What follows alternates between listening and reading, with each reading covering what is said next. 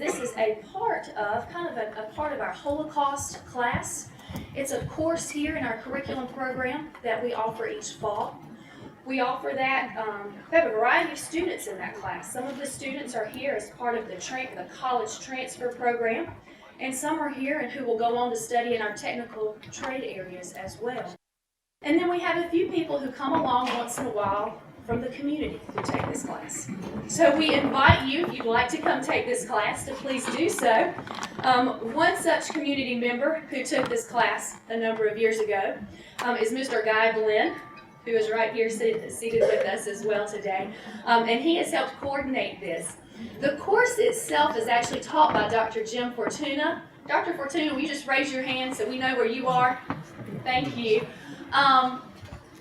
And Guy also comes along and also assists with that class. I think he's become the commentator extraordinaire, adding additional stories and really enhancing our students' learning and opportunities. And he's helped make the connection for us to have Mrs. Skolnick here with us today. I will say, and we'll announce again later, we do have another speaker that we'll be hosting here again later this month. So what you have with you, we gave you a card when you came in. We ask that you give us your name and email. We'd like to make you aware of other speaker opportunities that we here at Forsyth Tech have here on campus. But we also, for today, if you happen to have any questions, we're going to give Ms. Skolnick some time to give a small presentation, but then some conversation and an opportunity for you to ask questions. So if you've got some questions that you would like asked, if you'll get that on a card and then just raise it up, and then myself or someone else here on staff with Forsyth Tech, we will make sure that we get your card and get those down here to the front as we begin. And with that, I'm going to turn it over to you. Well, thank you. Thank you. And I'm not going to go behind the podium. I'm just going to stand up here and wander around. Just a couple of brief, you didn't come here to hear me speak, but there's something that I want to say, especially to the people in the audience who are younger than me, and that's most of you. And if you're not chronologically younger than me, you feel younger than I do, which is okay too. Look, you have a treat in store for you today, but it comes with an obligation, and the obligation is really important. By the very nature of the way the world is, people who were a part of the Holocaust are not going to be around to tell their stories for 40 or 50 more years. But you're going to be around for 40 or 50 more years. And you're going to be able, and maybe longer than that, and you're going to be able to say that you were in the room, you heard from somebody who was there. And the reason that's important is because the people who say this never happened, or it really wasn't very bad, or that whatever, they're going to be around forever. And so you have an obligation that when you hear somebody speaking what's not true, you have to stand up and you have to say, no, I was there at Forsyth Tech, I was there, and I heard somebody who was a part of the Holocaust. And that's why we do these kinds of programs, and that's why we'll continue to do them as long as we can. Now, this delightful woman is going to tell us her story. I'm going to ask her some questions to prompt some things. But Irene, why don't you start by telling the audience a little bit about Poland and a little bit about your family. All right. You want to turn on your mic? Oh. Well. Can you hear me? Yes. Well, I want to thank you for coming. I'm really touched and overwhelmed by the turnout. I hope to make it worth your while. Okay, Poland. A little reminder of geography. Poland is a flat country, has no natural borders. And this was in 1939. Poland was Germany on the west, Soviet Union on the east, and Hungary, Romania on the south. Germany at that time was split. You have that little corner up there. That's the Danzig corridor on the Baltic Sea. You may know it better perhaps now under the Polish name of Gdańsk, where Solidarity movement started in the 80s. It is now part of Poland, but it was part of Germany there, and Hitler, big demand, that's German territory, we need to get it back. My family lived, when I talk about my family, I'm really talking about my father's family, and then of course my parents, my older brother, and I. We lived in this, for most Americans, unpronounceable city of Przemyśl, which you see right here, P-R-Z-E-M-Y-L. I'll point. Yeah, that's it used to be part of the Austro-Hungarian Empire when that was in existence. I'm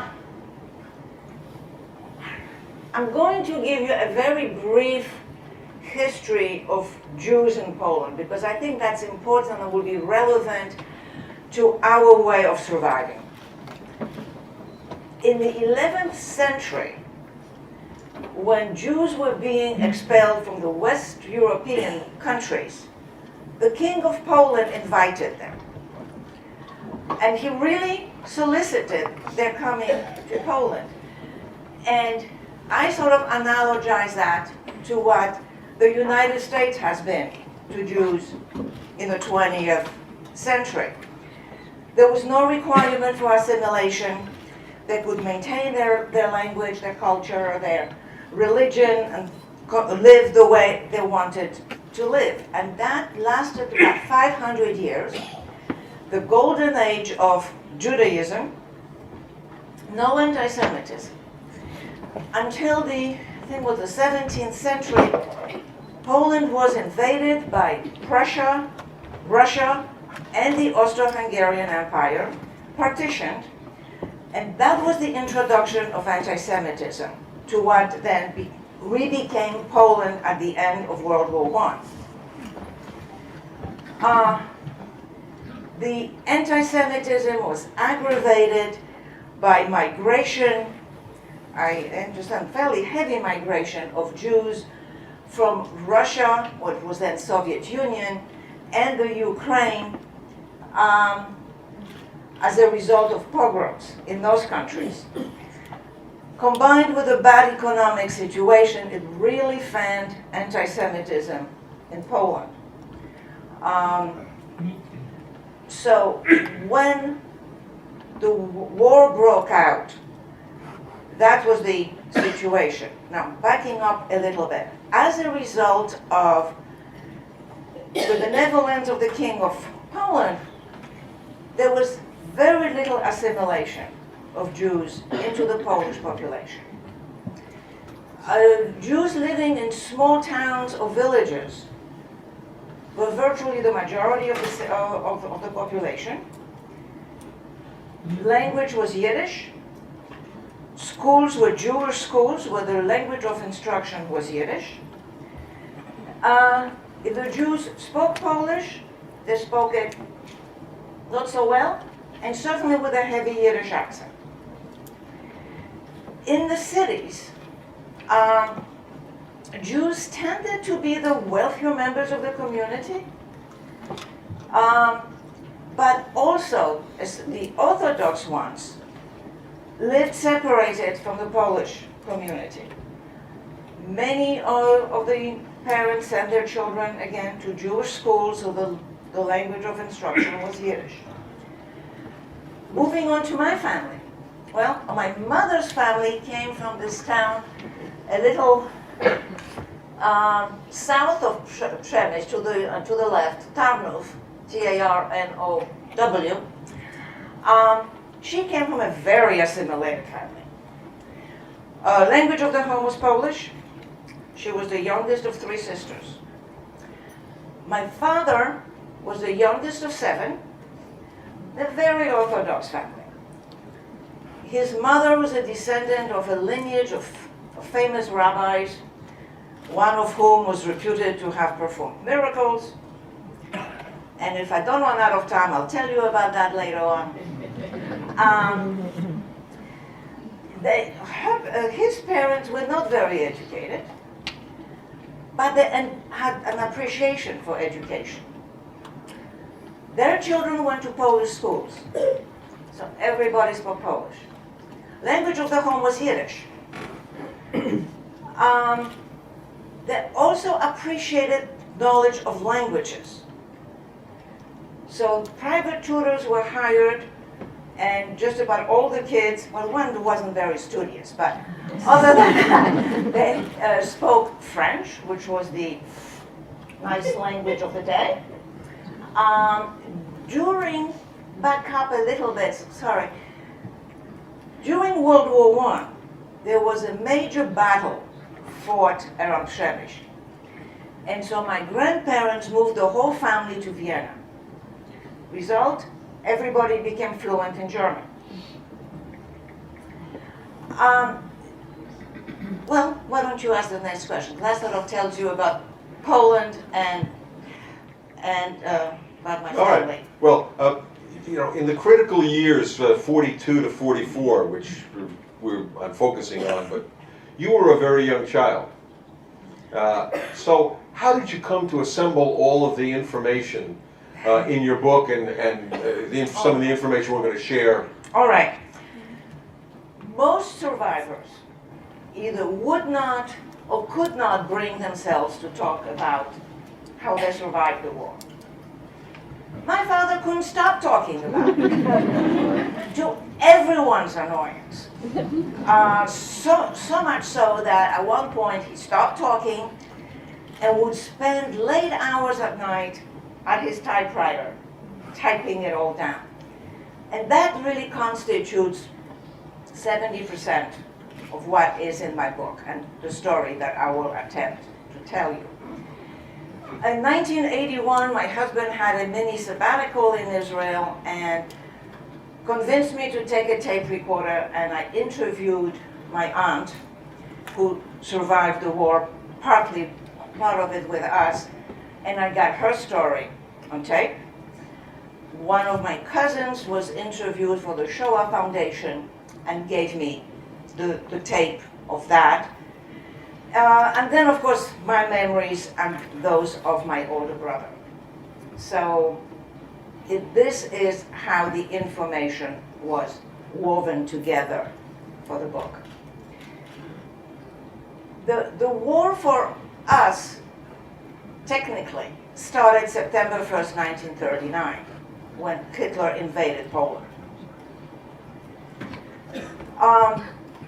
Shortly after the invasion, knowledge of a secret pact that Hitler had entered into with Stalin, the dictator of the Soviet Union, was that they would partition Poland between themselves. And that's what this dotted line indicates, the line of partition between Soviet Union and Germany. And what you see, the partition was going right through Przemyśl. And we found ourselves on the Russian side of the division. Okay. I forgot to say one more thing about my father's family, sorry. My grandfather, although not much educated, was an excellent businessman. And he had two thriving businesses. One was a factory, was manufacturing industrial products and mechanical toys under license from Germany. And he had a large variety store, the main section of which sold Catholic religious products. Takes an Orthodox Jew to do that. Of the 7 children, the oldest was a girl, daughter, married to the chief rabbi of Lwów, L-W-O-W. So she was not in Przemyśl. The next one was a son who had to go to Vienna to study medicine because Jews were not admitted to universities in Poland. Then came another aunt, another girl, woman, married to a local businessman. Then came the non-studious son, who was a very good businessman, and he managed and ran the factory. Came another daughter, was married to an attorney living in Warsaw. And then, surprise, the breach of girl-boy was broken, because two sons followed. One was my uncle Oscar, who wanted to study engineering, had to go to Vienna. So when my father, just a year and a half younger, wanted to follow him, my grandfather cried, "Poverty, I already am supporting two sons in Vienna. I need you in the business." He got a business certificate, bookkeeping, accounting, and he managed the store for his father. The family was one of the richest families in town. We owned one of, I forget whether it was 3 or 5 automobiles in town. And life was very, very cushy. Well, okay, this is the picture taken about 10 years before the war of my father's family. So you see my grandparents in the front, the eldest daughter to their left, with her husband behind. Well, I don't think it really matters, but you see the family and how they look. The baby there is the only one still living of the family. She lives in Israel. Yeah, this is the family tree 10 years later, just as the war broke out. So you see how many grandchildren were already born at that time. I can't believe it. We can't yell at her.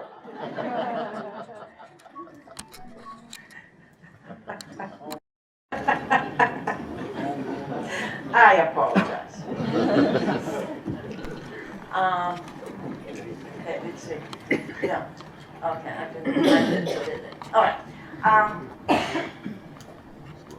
So the reason this is important, that the family was so wealthy, is because when partition occurred, the Soviet Union was communist, right? Employers are not well seen by the communists. Bloodsuckers, you were living off the sweat of workers. So first everything got expropriated. Factory was nationalized, which is a nice way of saying confiscated. But the worst part of everything was that because the family had previously lived off the blood and sweat of employees, weren't dignified enough to join their ranks. So there was no employment for my father or his brothers. Employment was important because that's where you got your ration cards for your food. Well, Stalin said, if you don't work, you don't need to eat. And the corollary, well, if you can't find a job, we'll find one for you in Siberia. Oh. So, as the winter set in, slowly but surely, everybody moved from Przemyśl to Lviv. Now, Lviv, to sort of orient you geographically, is now in the Ukraine. It goes under the name of Lviv and is in the Ukraine. So this is just for geographic orientation. Lviv was a much bigger city, so it was easier for my father to sort of try to get lost and pretend that he had been one of the exploited members of the bourgeoisie. So he was able to get a series of jobs because as soon as they found out his criminal past, he was fired. Life was difficult, but it wasn't threatened. And so we were under Russian occupation until June 22nd, 1941, when Hitler broke his agreement with Stalin and attacked Russia. And within days, we came under Nazi occupation. That answers your question in a very long way. Well, they're here to hear you, so that's fine.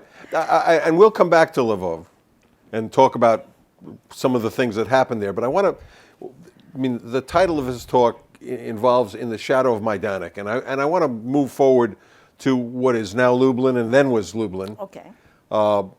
And you came to live in Lublin, and you came to live in a detached house, which was somewhat unusual, I think, for most people. How did that come about? And as importantly, that house was relatively close to a horrible place, and you knew about that horrible place. Right. So tell us about that. Well, all right.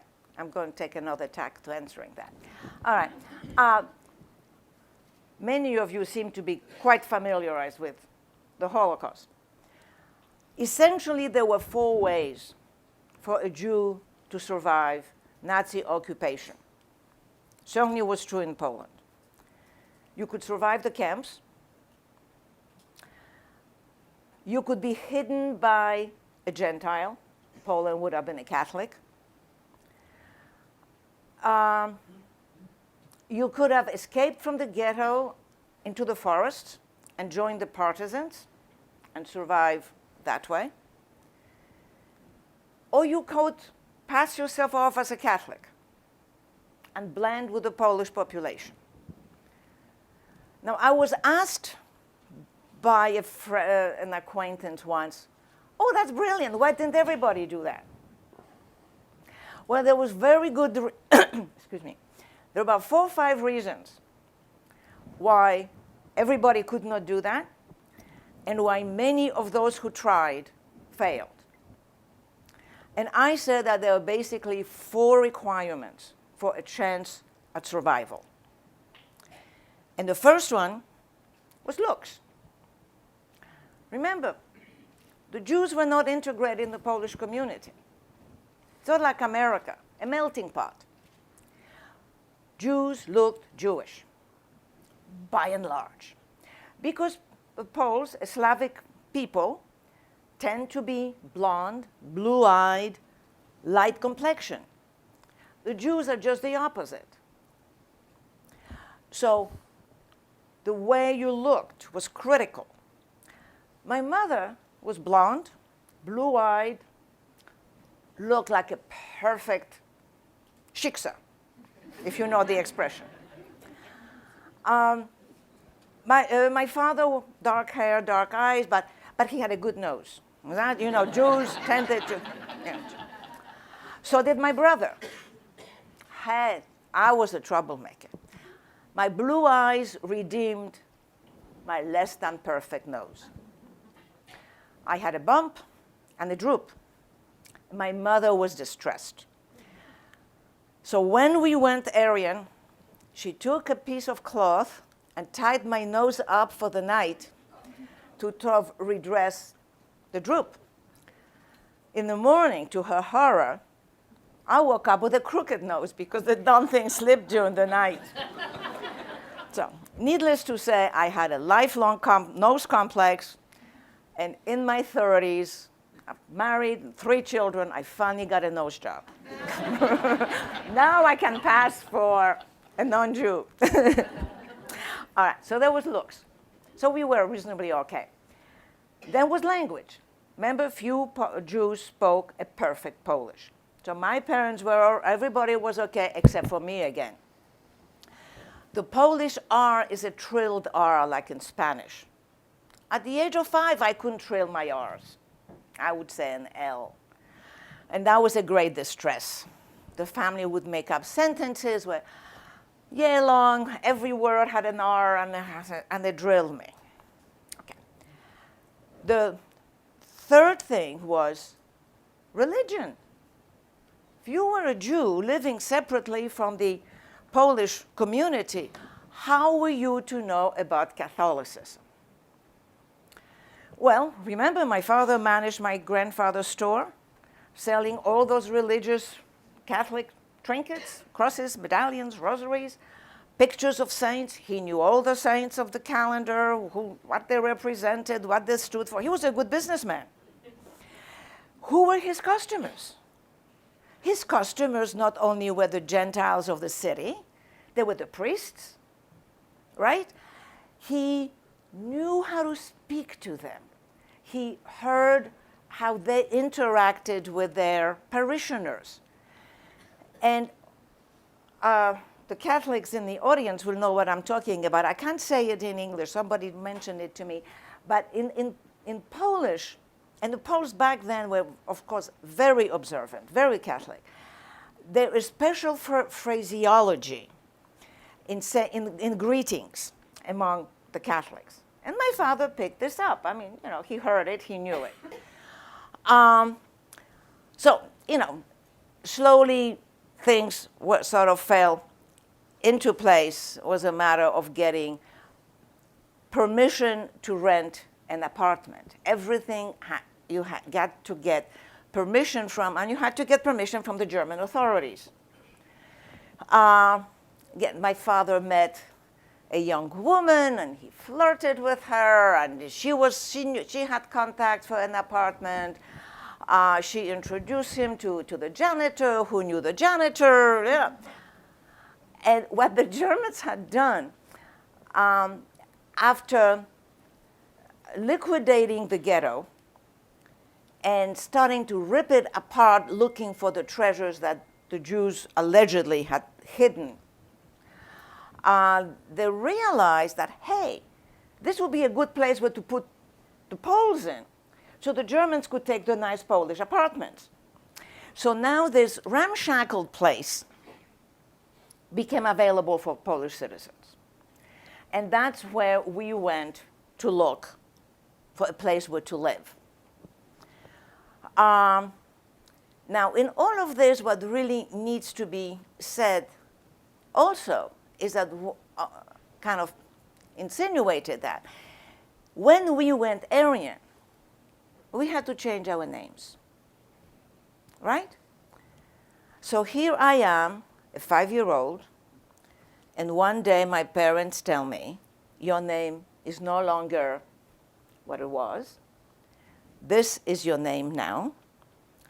Don't you ever tell anybody what your name was. You are not to tell anybody where we come from, what your parents did before the war, where your father worked. You don't know anything, and you don't say anything, and this is your name. And how old were you at this point? I was 5 years old. My brother was 7.5. So we walk into this former ghetto, really a shambles. It was just like a disaster area. And what do I see strewn on the ground? Are phylacteries to fill in.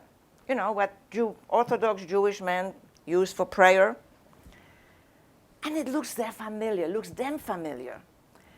I mean, to this day, I swear that I had seen my father use it. My parents said, no, he stopped using that long ago. You could never have seen it. Anyway, I knew this was a Jewish product. But I'm not quite sure. And I asked my mother, what is that? And she gets very nervous. I says, I don't know. And I get the clue. And it was the woman in charge of this ramshackle building who explains to me that this is something that Jews used for prayers. And my parents are so delighted, because if I don't know what it is, it means that we can't possibly be Jewish, right? And then so became a series of things that other Polish families moved in with children. And when I went to play with their daughter, they started asking me questions. And where did we come from? And what did my father do before the war?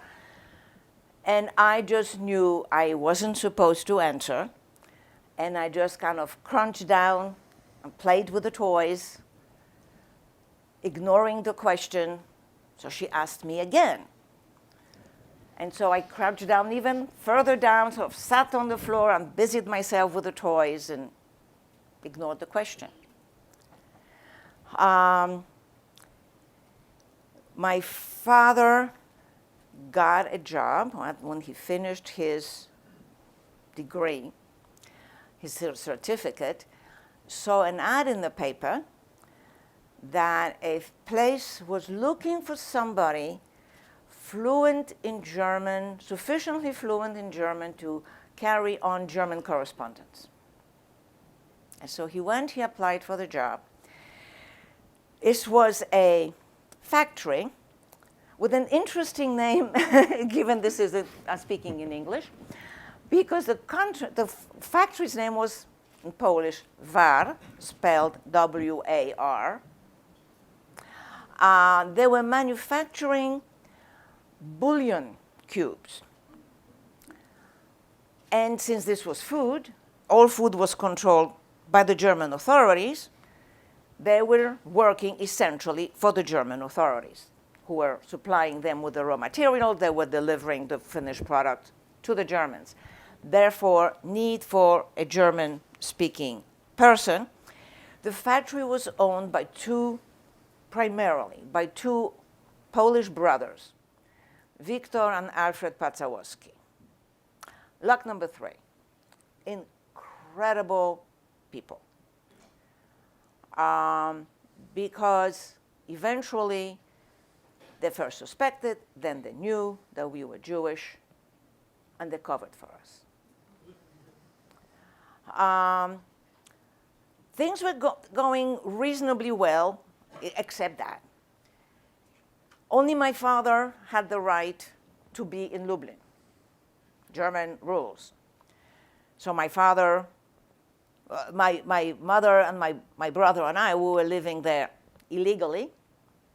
So my father only had ration coupons for one person. So my mother had to be very careful with the resources, getting food on the black market to feed the family. Then one day came a knock at the door, and my aunt appeared. The non-studying brother and his wife had remained in Przemyśl, thinking they could survive in the ghetto, and they couldn't. And in fact, someone from the audience approached me earlier saying he comes from a Polish family. They got false papers too, under the name of Kowalski, which was the name of that person in the audience. Except my uncle looked Jewish, he spoke Polish with a Yiddish accent. There was no way he could have made any good use of his papers. And so one by one, they came to us seeking refuge. They had placed their daughters in a convent, and they thought the daughters would be safe there. So here we are in this tiny room. We're already 4, and 2 people come, and they can't be seen. We can't allow for them to be seen. So there's a pressure of finding another place to live. And that's where the house that you asked about comes into play. My father had made all kinds of good contacts in connection with his work for the factory. And he found that near the factory was a standalone house on the corner, on the fenced-in lot.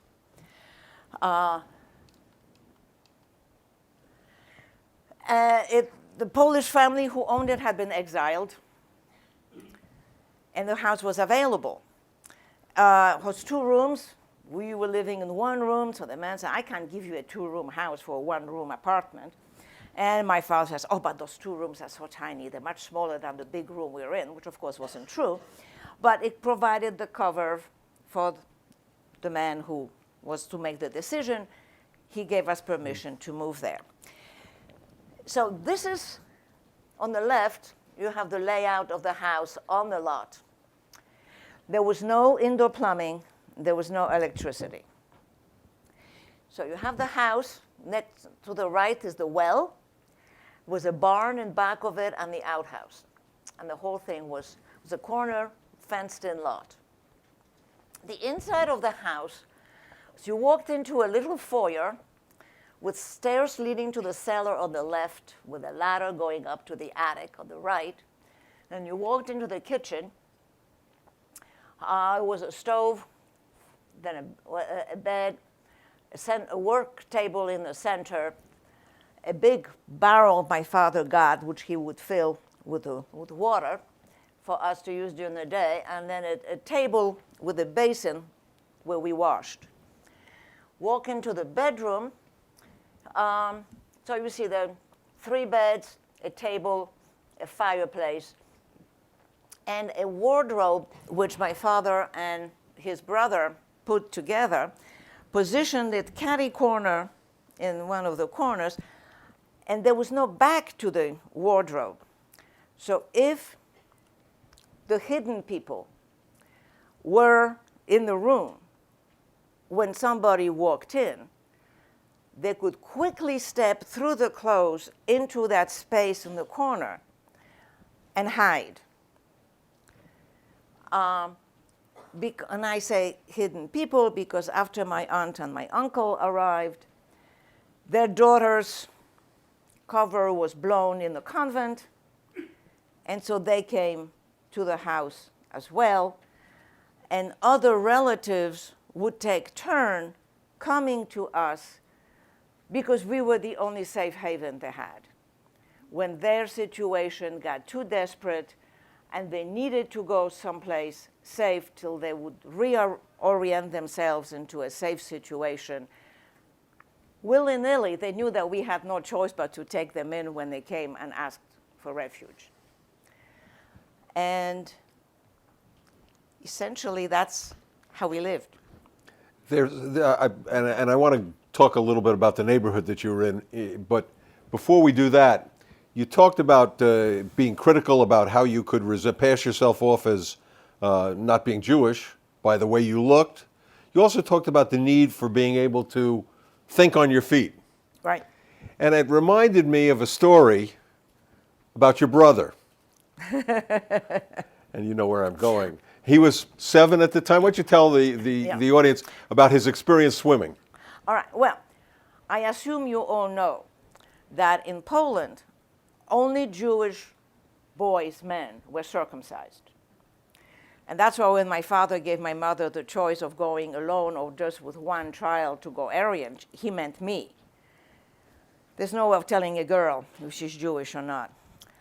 So my brother had an extra burden. And so one day he and a bunch of his little buddies went fishing. It was a hot summer day and they decided to go swimming. Well, in those days, where clothes were scarce and dear, no one had bathing suits. When you went swimming, you went skinny dipping. Well, my brother knew he couldn't strip. 7 years old? 7 years old. So he kind of ventured around the stream, pretended to slip, and accidentally fall into the water. Upon which he announced, well, as long as I'm wet, I may as well stay in my clothes. There's no sense getting undressed now. And so all his buddies said, oh, we're going to tell on you. Your mother's going to be angry. You're damaging your clothes. And so sure enough, when he came home, one couldn't be faster than the other to tell on my brother. And my mother had to put up a good front in front of everybody, scolding him and probably slapping him. And then once got behind doors complimenting him and hugging him, saying, you used your head, you did the right thing. So there was a lot of this kind of game playing. Like, for instance, the people who were hidden. I mean, they were hidden. They had to stay out of sight. They could not go out. Except on moonless night, they would sort of creep outside of the house for a little bit of fresh air. So one sunny day, my aunt, wanting to give her daughters a little bit lift, in the attic, because they spent their days either in the attic when the weather was warm or in the cellar in the wintertime when my father set up a little stove to keep it warm. And in the attic was a skylight. So my aunt took a crate, set it up under the open skylight, put a little tablecloth on it, and serve their lunch there. So they could sit under the open skylight, get a little feel of the sun on them. Just that day, a bunch of good-for-nothing little boys from the neighborhood climbed on our roof. And my cousins heard the footsteps. And so they quickly ran to a corner of the attic and started stamping on their feet to alert my mother, which of course they did, and she came running up the ladder and shooed the boys away. But by that time, they were looking in and saw the two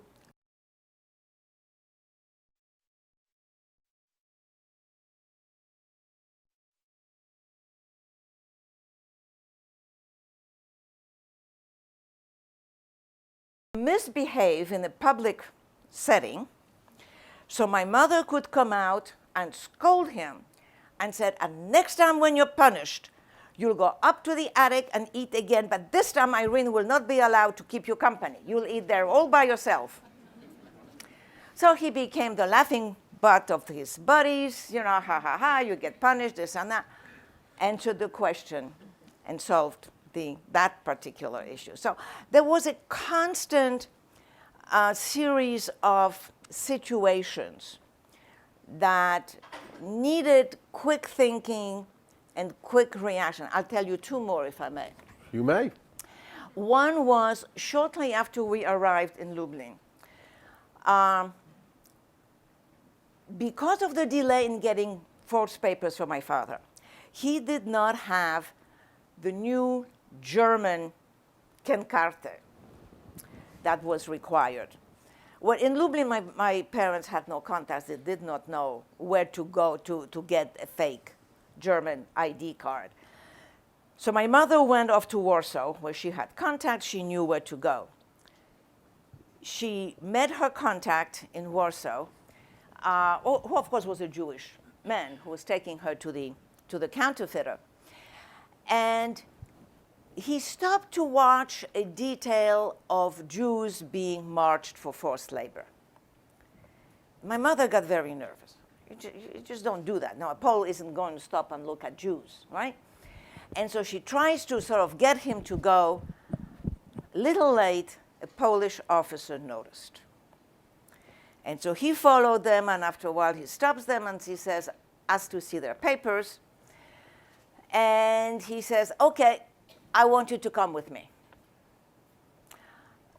My mother's friend tried to protest, and my mother said, oh, come on, he's the authority, you know, he's the legal power. Let's go, you know, what's your complaint? And so they go walking there, my mother sort of asks and said, but after all, you know, where you're taking us? Why? I mean, of course, we're going with you, you're the police, but where you're taking us? And he said, well, I'm taking you to the police station because I suspect that you are Jewish. Upon which my mother burst out laughing in an Academy-winning performance, saying, that's the best joke I've ever heard. Wait till I come home and tell my friends the adventures that befell me in the national capital. And she was so convincing in her act, threw him off his track, gave her back her papers, gave him back his also, said, you're okay. You look to me like a Bedouin. And he let them go. You know, it was, my mother was absolutely phenomenal. My father had to make a business. One of the difficulties about his job is that he had to travel. And travel to cities where he had been before as a Jew in business. So it was a bit tricky. And especially his boss asked him to go for personal reasons, not on business, but for his own personal needs, to Lviv. And my father tried to resist, but he had to go. So everybody was very nervous, and he had to go overnight. And the day he was supposed to return, everybody was very nervous. And we were all waiting for his return. And the hidden people were dragging their feet about disappearing. Everybody was on the main floor. And so my father's late in coming. So my mother sort of asks my brother, go and see if your father's coming. The street was a very long, straight street, so you could see for quite a long distance somebody's coming. My brother opens the front door, and he sees a truck with Gestapo stopping and getting out of the truck. And he has enough of presence of mind to quickly shut the door and sound the alarm. The Germans are here. With a stampede to run up to that attic. And my uncle had devised a way, the idea had been, in such an emergency, the last person up pulls the ladder up. You know, there's that wooden plank that shuts the opening to the attic. And my uncle had devised a mechanism of locking, sort of locking it from the inside. A person is still on the ladder when the Germans are banging on the door. And my mother, just pretending, of course she doesn't know anything, says, who's making such a racket? What's the fire's on high? To give my uncle the chance to finish getting up to the attic, no chance to pull up the ladder, he closes the trap door and stands on it. As the response comes, police, open up. And so my mother opens the door, and the Gestapo walks in, asks for papers. My mother spoke German, not fluently like my father, more the way a Pole would speak German, you know, more hesitating, haltingly, but certainly enough to communicate. So they looked around, they rummaged here, they went down to the cellar, checked out there, and asked about the attic. And my mother, cool as a cucumber, says, when we moved in, this was locked, couldn't open the door, we didn't need the space, so we didn't bother. And one of the Germans climbed up the ladder, tried to push it open while my uncle was standing on it. He gave up, and they left.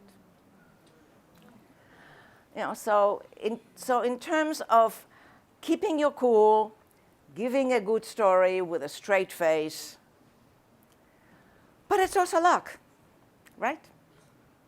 Because had he decided to pull the trigger and put in a few shots or whatever, the game would have been up. You, when you lived in this house, you were both passing yourself as Catholic, but you were also hiding your family, and you had a very, very ugly neighbor called Majdanek. What oftentimes you hear people say, oh, well, we lived near the camp, but we didn't know what was going on at the camp. Tell us what you knew about what was going on at the camp. Well, everybody knew what was going on at the camp, but people have a way of deceiving themselves, you know, and that is also undeniable. Well, why did the Germans come to the house? What were they looking for? A Jew had escaped from the camp. And ours was the address he gave. And so they kept looking there. And that day, everybody, all my little buddies, all my friends, I mean, how old was I? 6 by then? We all knew what was going on and that they were looking for a Jew and that he had escaped from the camp. But worse than that, I mean, we could smell when they were burning the bodies. My mother was having farmers come to deliver some of the farming products to feed the family. That was also one of the challenges. Why were we buying so much food when there was only 4 of us? So you had to have different sources for your food. So she would have different farmers come on different days. And one day, the farmer comes and says, oh, it smells so because they've been burning so many Jews, the air stinks. At night, you could hear the screams coming from the camp. I mean, we lived less than a kilometer from the camp. So when people tell you they did not know what was going on, they're either lying or they didn't want to know, because it was there.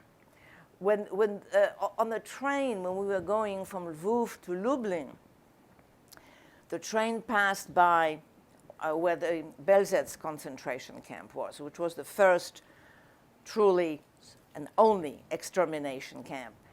The seasoned travelers knew to tell the people who sat near the windows, close the windows because it stinks, they're burning the Jews. I mean, I could tell you many examples. Everybody knew. It was no secret. Ironically, after the liberation of the camp, your father had a interesting change in his position. Why don't you tell us about that, and go on to tell us about how the camp was sanitized or has been sanitized. Well, the factory where my father was working was closed. We were liberated July 2nd, 1944. And I do want all of you to know that besides the fact that I owe my life probably mostly to those two Polish families, the owners of the factory, for covering for us, I also owe it to you people for having armed the Soviet Union. Because it was thanks to the armament that the Russians received from the United States that they were able to break the Nazi invasion and liberate Eastern Europe. We were being blackmailed by some good Poles the last 6 months of the war, and our lives were hanging by a thread. And if it had not been the liberation in July of 44, it's highly doubtful that we would have survived. It would have meant waiting for almost another year for the Allies to come from the West. So the Russians liberated Majdanek. That was the first concentration camp that was liberated. And my father, because of his linguistics ability and his personality, was involved in the organization of the camp, which eventually became a museum. And because of his involvement in the camp, we were one of the first visitors of the camp. Now, I was 7 years old when my parents took us to the camp. And I went back to Poland in 1994. It's like night and day. I mean, it's been so sanitized. It's the camp, the barracks holding the shoes, the eyeglasses, the clothing were filled and overflowing, and everything was new. It was clean. I mean, if you had time, you could pick a gorgeous pair of shoes of any size and any style that you wanted.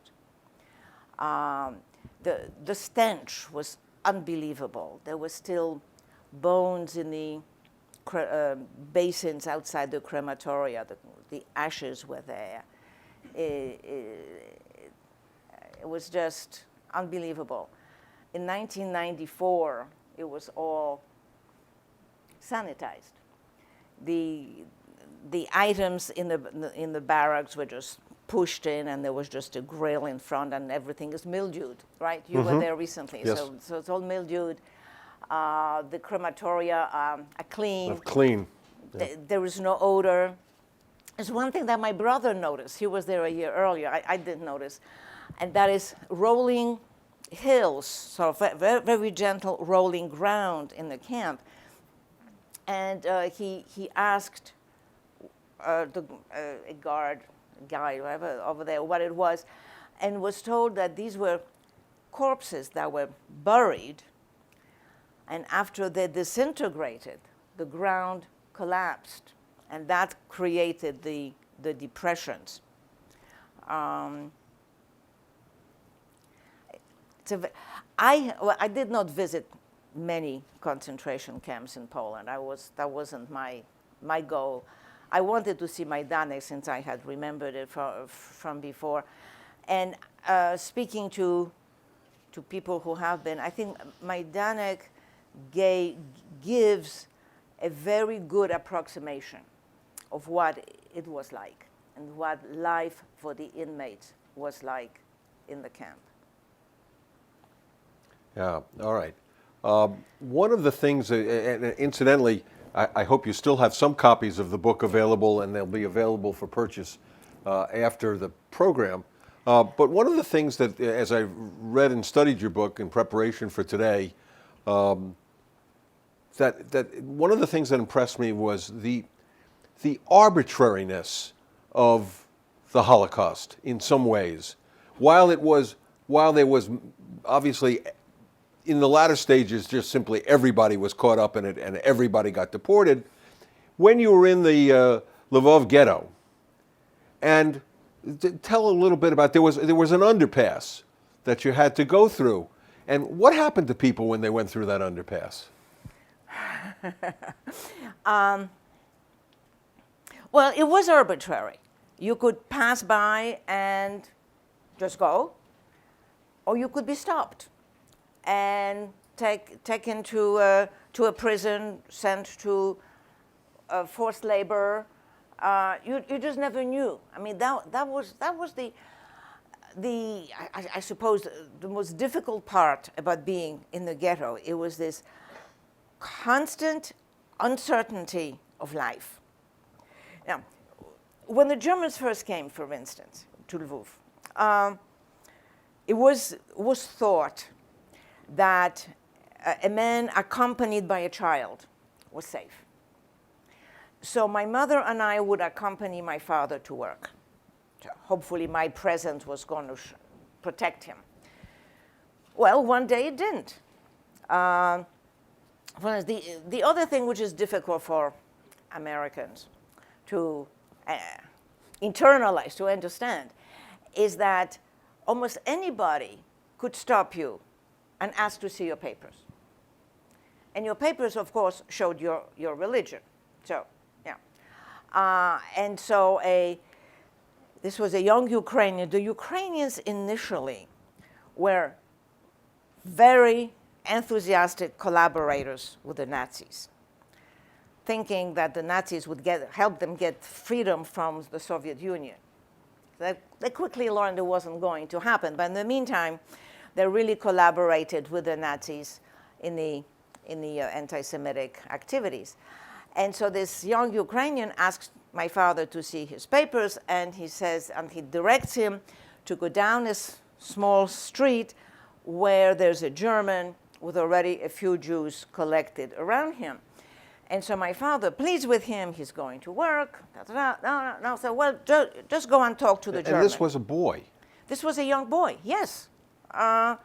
And so reluctantly, my mother and I stay back. My father goes down the street, and he sort of notices that there's another perpendicular street at the end of that little street with another German standing there.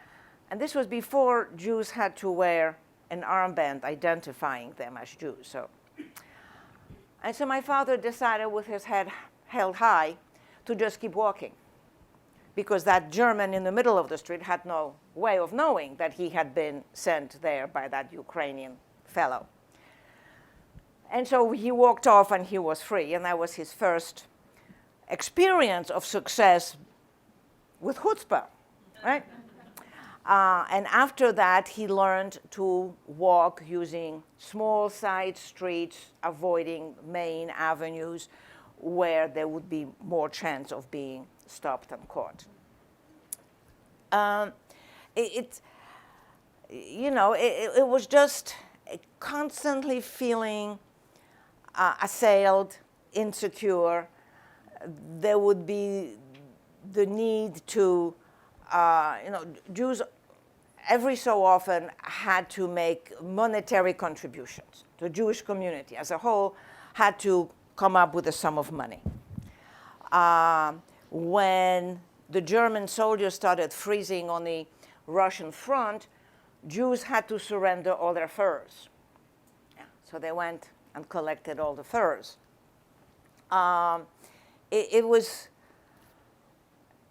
you didn't own yourself. A German soldier could walk into a Jewish home. And did. And say, I like it, get out. That was it. You lost your home, and your home was his. Or more frequently, they would come in and go shopping in your home. Yeah? And we had one such visit, as my father called it. And he said it was a captain. He said, obviously of noble birth, very nicely dressed with his own personal chauffeur and his car, who came and started picking whatever he liked in our apartment. And my parents had sort of expected that something like this might happen, and they took a leather case that my father had given to my mother as an engagement present, into which my mother put some of my father's best shirts. We're going to take that to a friend for safekeeping. And he was about to leave, and the captain noticed that leather case. And so my father pleads with him, come on, we've already taken so much, leave this. She said, besides, these are all old shirts that my wife put in there. She says, oh, if they're old and torn, then I don't want them.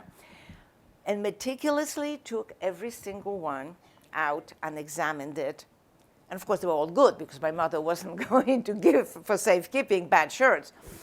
And he wags his finger at my father and says, you're cheating me.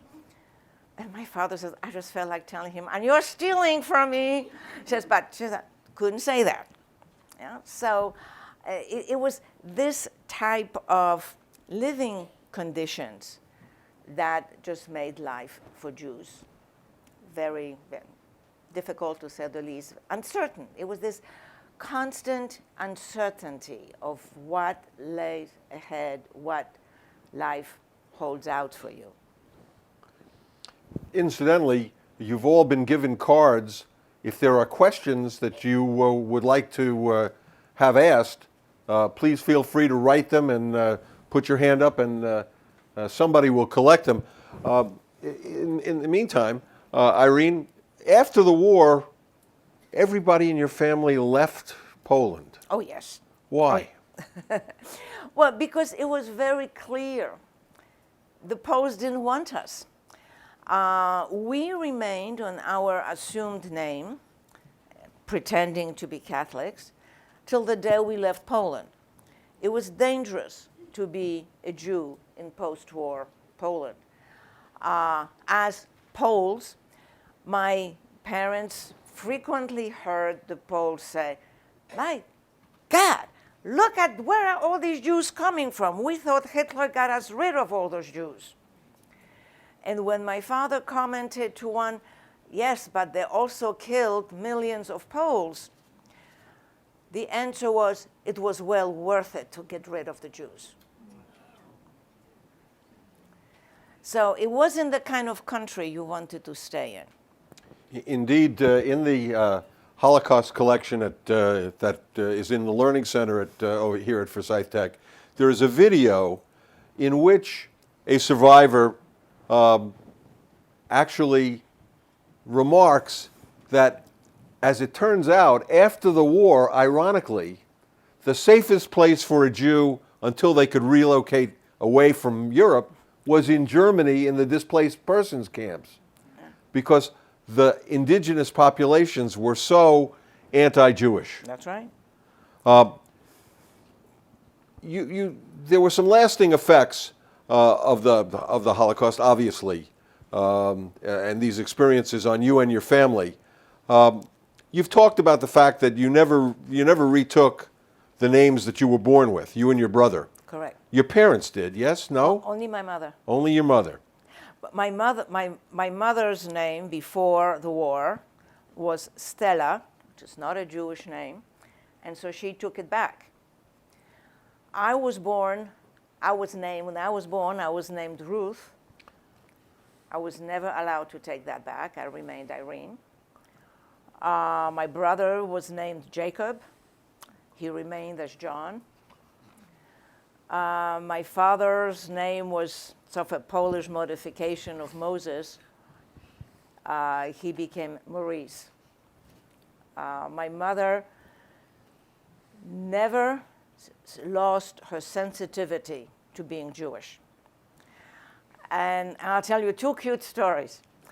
Our first exit out of Poland was France. The United States, I mean, it was such a high quota number that was hopeless, the thought of coming to the United States. So we went to France. And France, right after the war, was really very generous, very open in receiving refugees. We couldn't become citizens, but at least we could come in. And we were eligible for rations, because food was very scarce in France and was rationed. And the rations depended upon your age. So for my brother and I, we were in the middle category. Those of you who know French, jeunesse in French is youth. So there was youth 1, youth 2, youth 3. So we were youth 2. Why do I bring in the French? Because jeunesse starts with the letter J, which is J in French. So we were J2. How do you say Jews in Polish? Żydy. So my mother goes to pick up our ration cards, and the clerk asks, and you are J2? And my mother gets furious and offended, stomps out, comes home, tells my father, those goddamn French still so anti-Semitic that she had to know if I was Jewish. And my father laughed and gently explained to her French and this, and she became embarrassed and went back and got her ration cards. Sensitivity. She was 92 when she died. She was in her, I don't know, 90, 91. Living in a sort of assisted living facility, and was being overwhelmed with the mail that she was getting, solicitations and this and that. So one day I said, okay, I'll come and I'll clean it up for you, and I sort it up with some water. And I start cleaning up her desk, and I see crosses. I said, what the heck are you keeping these things here for? Because she was sending money to Christian charities. And I take these crosses and I toss them in the waste paper basket. And she said, put them back in. They saved my life once before. They may do it again. And how about your attitude towards food? Well, food obviously was very scarce all throughout the war. I can't throw out food. Which makes it very difficult when I try to lose weight, because I will always clean my plate. I don't care how full I am. If there's food on my plate, I will eat it. I will not throw out food. Very, very difficult. And and I get really very, very upset when Americans make light of it. Says, oh, well, then send your food to India, to starving children in India. What is that going to do to them? And obviously you can't do that. To me, it's a lack of respect. Food is life. And when you throw out food, you're showing disrespect for life. Don't take so much. Don't waste it. Make it available for those who don't have it. It's just, I guess, having lived through that and gone through that, it's something that I just cannot shake off. While you were living as Catholics, you obviously celebrated Christmas. Oh, yeah. And not Hanukkah. Oh, no. When you came to the United States, your brother had an interesting experience. Well, okay, carrying on with my mother, actually. Okay, so we came to Paris, And life was very difficult. Again, we didn't have much money, and there was a lack of everything in France. We were living in a building that the Rothschild family had given for we were called DPs. We were the displaced people. We were not refugees. There was a difference, but anyway. And so this was, I forget, 4 or 5-story building with about a dozen rooms per floor, and there was 1 room per family, with a little kitchen at one end and some bathrooms at the other end, communal and so forth. And my mother found herself pregnant. And no way she's going to have a baby in these conditions. And my father pleads with her. And my father pleads with her. 6 million of our people were just murdered. Rebirth, renewal, please. And she agrees to carry the pregnancy on the condition that should it be a boy, he will not be circumcised. And my father agrees. And my brother is born. And he tries to take back his promise. And she won't let him. And so this little boy is not circumcised. He's not circumcised till about age 9, where for medical reasons he needs to be circumcised. It's a bigger deal. That's the son that becomes Orthodox. Quite Orthodox. But in between, he was about, I think, 2nd grade in New York City. And in December, I guess in those days it was permissible, the teacher says, well, this time of the year, Christians celebrate Christmas and Jews celebrate Hanukkah, and I will tell a story about each holiday, starting with the majority. Who's Christian? Who's Jewish? And my brother doesn't know when to raise his hand. And he comes home asking his parents, what am I? So we weren't very Jewish coming out of the war, all of this to say. And I just sort of started jumping up and down, he needs to know. Because, I knew I was Jewish, but had you asked me what it meant, I couldn't have told you.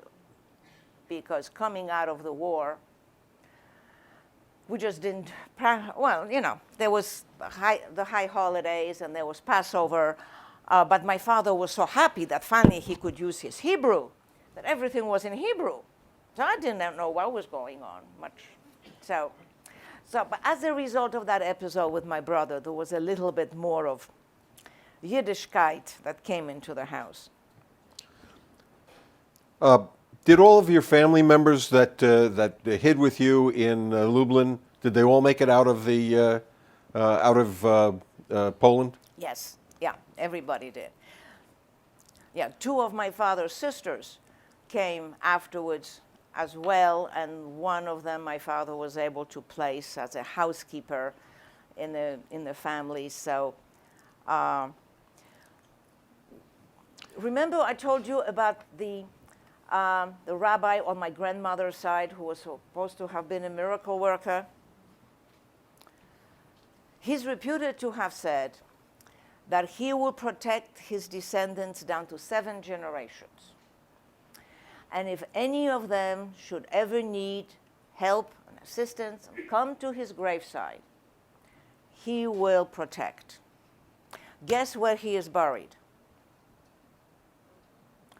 In Lublin. He's buried in Lublin. Whoever of the family came to Lublin survived. Whoever didn't. I'm not a mystic. When I went back to Poland in '94, my husband tried to gain access to a Jewish cemetery. And we went looking for his grave. We didn't see it. So I don't know. Maybe we probably didn't look hard enough. I felt very uncomfortable being in Poland and speaking Polish. Well. I just, it was very difficult for me because, again, it labeled me as Jewish. If I was American, coming back, speaking Polish, I didn't like it. Several people want to hear more about instances in which your family was blackmailed. Okay. Okay, going back to that hotel in Lublin when we first came with the 6 beds, while we were waiting for our apartment in that former ghetto to be put into shape, there was a turnover in those other beds, and a woman and her son moved in. And my parents kind of got friendly, you know, and one Jew recognizes another Jew. Yeah, she was one of us. And so then my parents arranged for her to get an apartment in the same former ghetto situation. And eventually, well, we moved more toward the suburbs. She moved into the city. And her husband later joined her. Her husband looked Jewish, and he certainly spoke. When he spoke Polish, you could tell. If you couldn't tell he was Jewish, you looked then suspicious that he was Jewish. And was a man who couldn't stop talking. I mean, he would go out and he would jabber and talk about. All right, they lived in the city. We lived close to the suburbs. One of aunts of mine who came to live with us toward the end of the war, one of her daughters got a job working in the city. To get communication between mother and daughter, they would write letters and use that family as the repository. So my father would often have to go to town on business, so he would drop off letters from my aunt to her daughter, and the daughter would drop off letters which my father would then pick up. So my aunt hadn't heard from her daughter in some time, and started nagging my father, when will you go, pick up, blah, blah, blah. And so one day my father goes there to pick up the letter. That was the day when her husband got picked up at the barber shop. He was at the barber shop, he was talking. When he left, 2 men got up and followed him. And when my father came and knocked at the door, again, the thing was, instead of sort of indicating to him it's not safe to come in, and sort of perhaps playing, you know, so, yeah, indicating, she invited him in. And the moment my father walked in, he realized what the situation was, and it was too late. So but when he finally got up to leave, they said, well, we will go with you. And so he tried to talk them out of it. He followed. I was outside in the house, on the street playing with my friends when I saw my father coming. Again, you remember it's a long, straight street. I see my father coming with a man on each side. My father was walking like a condemned man. You know, his head bowed, red, you know, just. And again, I mean, you know, I'm a kid. I'm 7 years old. And I know there's something wrong. And I run into the house and I tell my mother, Father's coming home with 2 men. So she quickly shoos everybody out of sight. And my father comes in. And, you know, again, they help themselves to whatever was worthwhile, my father's fur-lined coat and whatever else, other things. And they promise, we won't come back, we won't tell on you, we'll leave you alone. Except that they didn't. Except that this was almost the end of the war for us.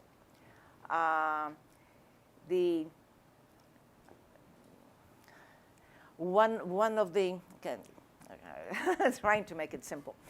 My parents were going to have guests, dinner guests that evening. But during the day, they went to town to get some errands done and to take the visitors around.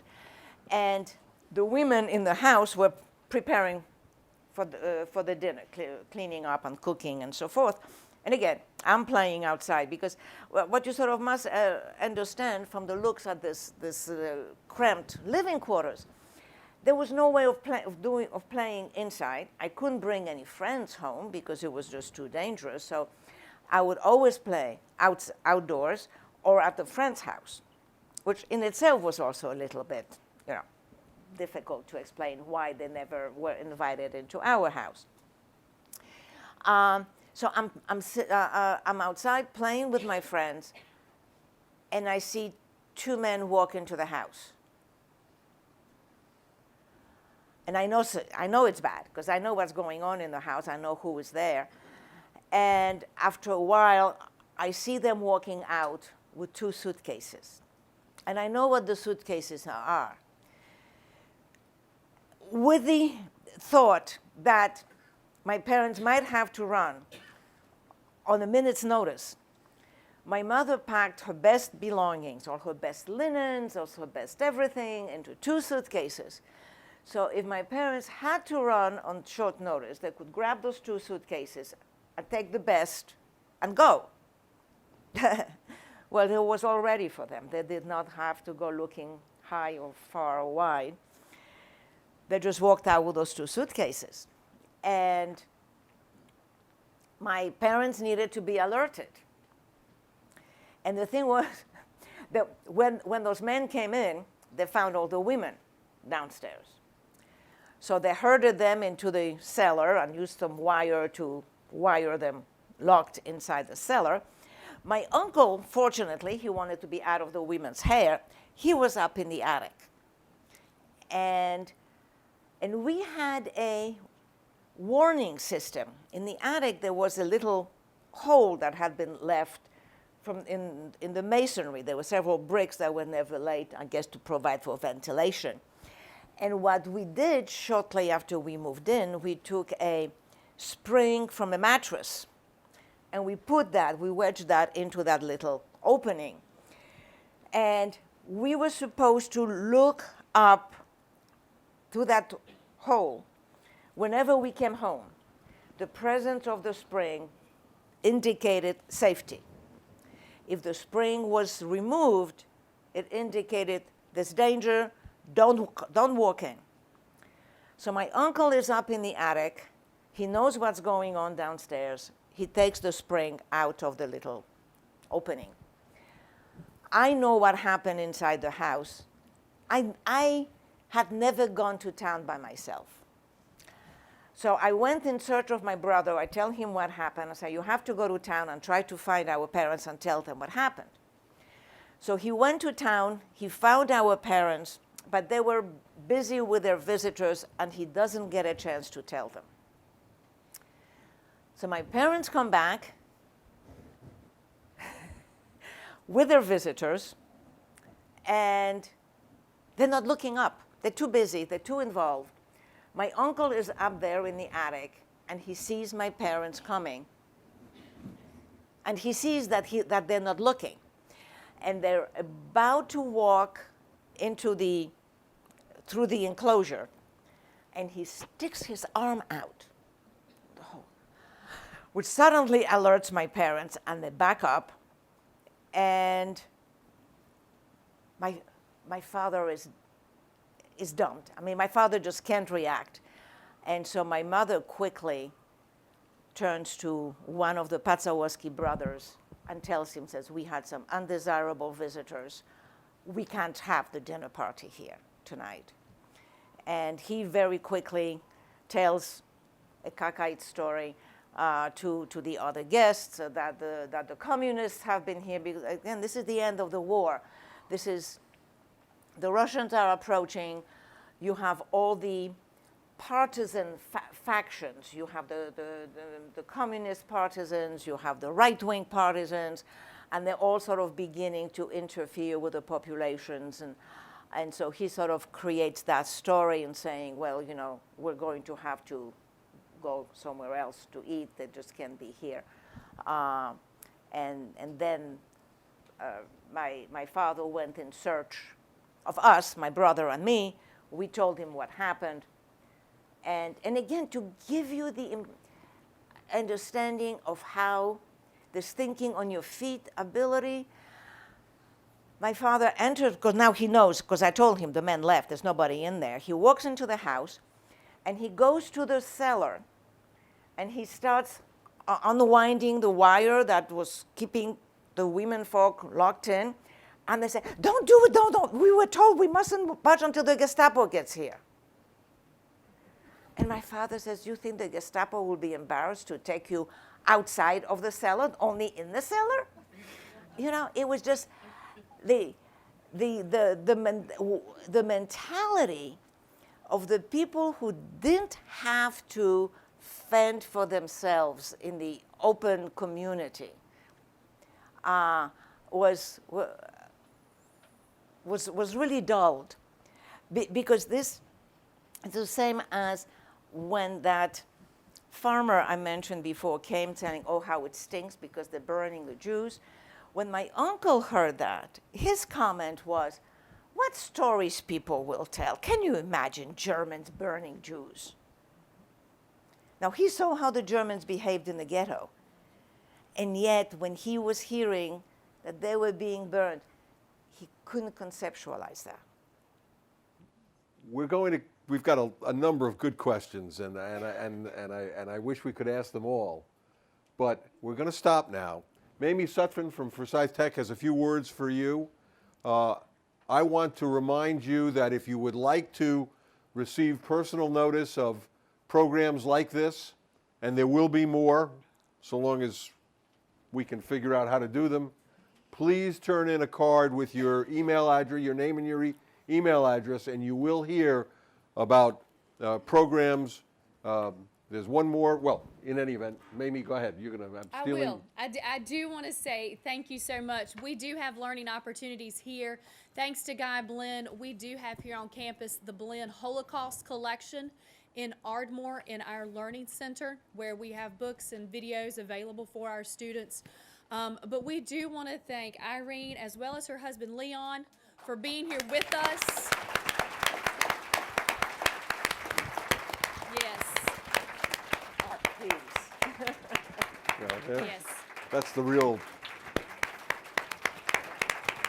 Thank you. Thank you so much. We also want to thank Jay and Joanne Mintz for serving as their host while they're here in town. Irene and her husband actually live in Pittsburgh and are visiting the area here just for a few days with us, so we thank you so very much.